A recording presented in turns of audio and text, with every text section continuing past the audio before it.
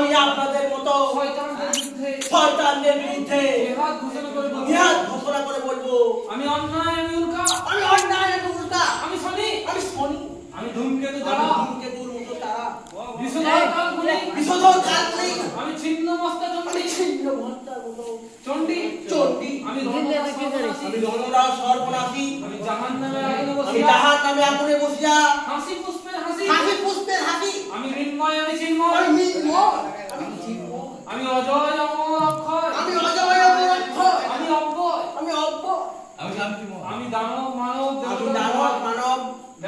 দেবতার ভয় নয়, আমি বিশ্বের সূর্য।